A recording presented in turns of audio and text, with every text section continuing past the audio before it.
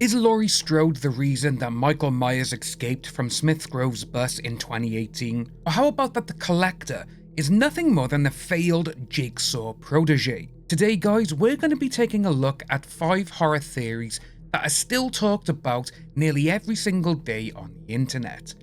And with that, we're going to see if do we believe these or are these actually plausible theories? The Blair Witch Project.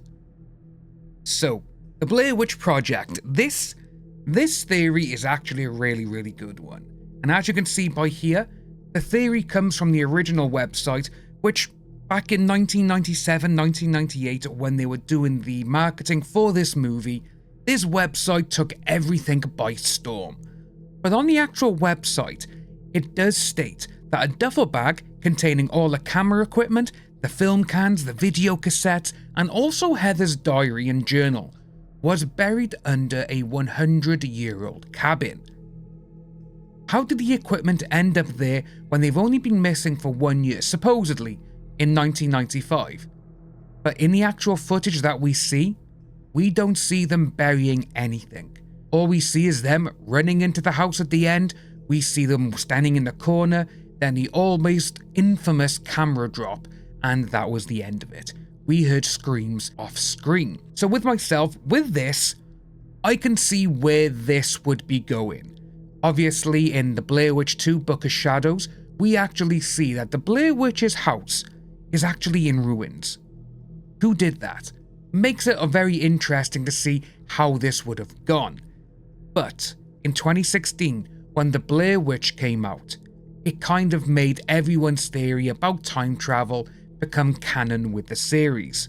Which, to be honest with you, I was actually glad, because I do think that is actually a really good theory. I still believe it. I thought of this back then when people were bringing it up on movie forums, which this day and age I really do miss. But my opinion on this theory is that, well, this theory is correct. The Thing.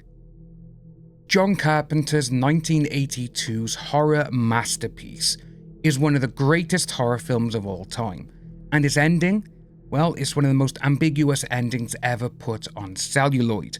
It's not just talked about amongst fans in the horror genre, it's talked about people in the film genre itself. And we have heard so many theories, so many different endings could have been it, but there's one saying that MacReady could be the Thing, but the one that's gained the most momentum is that Childs is in fact the Thing. And as we got by here, Child is the remaining imposter and has been a victim of assimilation by the end of the movie. This has gained momentum quite a bit because MacReady offers Child a drink at the end, and halfway through the movie we actually see that MacReady tells everyone, only eat or drink things you have prepared for yourself. With this, he gave the bottle of whiskey to Child, and Child drank from it. For all we know though, because it is an alien or the assimilation of one, maybe they don't know what alcohol actually tastes like.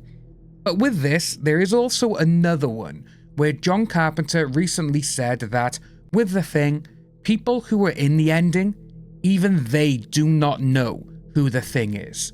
That's what John Carpenter wanted to keep, and to be honest with you, it is one of the best endings ever. Because, well, it keeps you on your toes. And this is one of the defining moments of this movie, is that everyone can talk about it, and even though we are now in 2025, still talking about an ending to a movie that came out over 40 years ago. For myself though, I actually like to think that MacReady is the Thing. Mostly because you could take the Child situation with the drink and reverse it.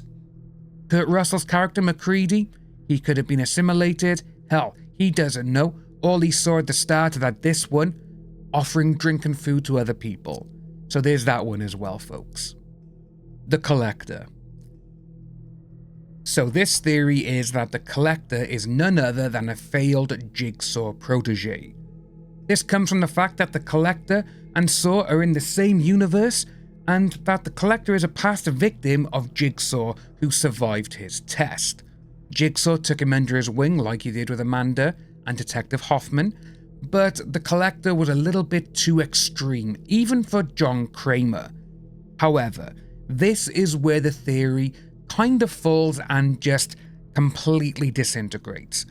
Mostly because if he is a failed protege of Jigsaw, Amanda or even Hoffman, hell, even John Kramer himself would have gotten rid of this person because, well, you don't want someone out there who can tell everyone what you are. But the only reason this theory came about is because the writers of Saw 5 through 7, they were actually asked and hired to make a prequel to the Saw franchise.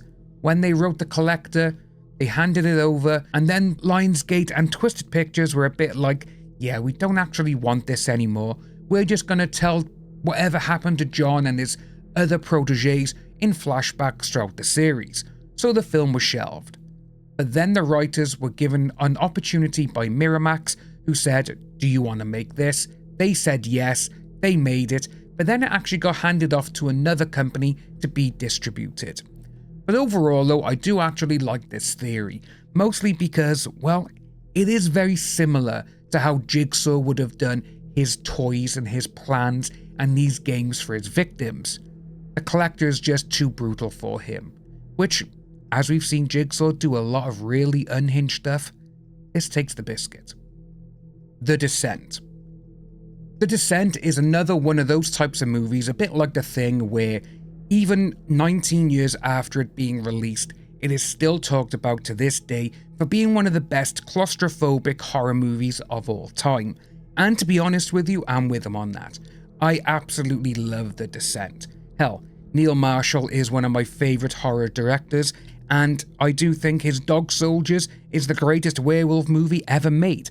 But with The Descent, there's a lot of stuff that happens throughout the movie that kind of shows how this theory could come about. And this is that the entire event of the movie is depicted as Sarah killing all of her friends and not the crawlers due to her mental state. This is due to the car crash where Sarah lost her husband and her daughter. But in the film we also see that Sarah finds out that Juno, one of her friends on the trip along with her, is actually having an affair with her husband. If you want to go along with the American ending, which basically shows that Sarah was able to escape the caves and she's finally found her freedom.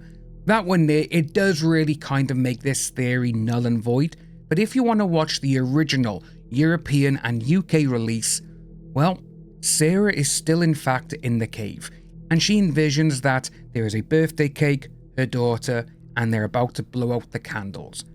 Obviously the camera does zoom out and it shows the creatures slowly coming in, but in fact, this theory actually does hold up a lot with that ending, mostly because we have seen Sarah go through the entirety of this film having a mental breakdown. For me, I do like this theory and is the one that I stick with, mostly because The Descent Part 2 is not a very good movie, and to be honest with you, it should never have been made. Halloween 2018. Halloween 2018, when this movie came out, it just surprised so many people because it was a sequel that completely forgot and just completely did away with all the other sequels after the 1978 original. But with this one, it added a brand new nuance to it, and that is Laurie Strode is still living not in fear, but she is living for the return of Michael so she can kill him herself. This is where the theory comes about, that Laurie is actually the reason that Michael was able to escape the bus from being transported from Smith's Grove to a maximum security prison. With this, we do actually see that Laurie, she's watching the bus come out of Smith's Grove. We also see that she has a gun with her, and you can kind of see that, well, she has been drinking for one, and her eyes are almost giving away. I'm gonna kill him. I'm gonna kill him. So that's where this theory has come from. But then we also see that Laurie, while on the news it states that Michael Myers has escaped, it doesn't even faze her. It really doesn't. And that there's actually quite shocking, especially for someone who has been waiting for this boogeyman to come back and get her. But overall though, this does actually make you think, did she plan this?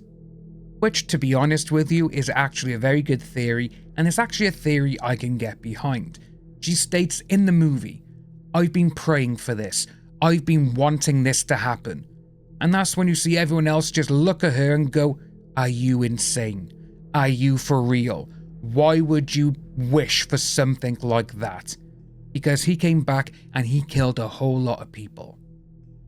That's what we got today, folks, for our 5 theories that are always being discussed about on horror forums, mostly Reddit. Let us know down below if you liked any of these theories. Have you got any theories about these movies? Hell, have you got theories about any other movie that you would like us to discuss on this channel? Let us know down below. But folks, as always, my name is Dan.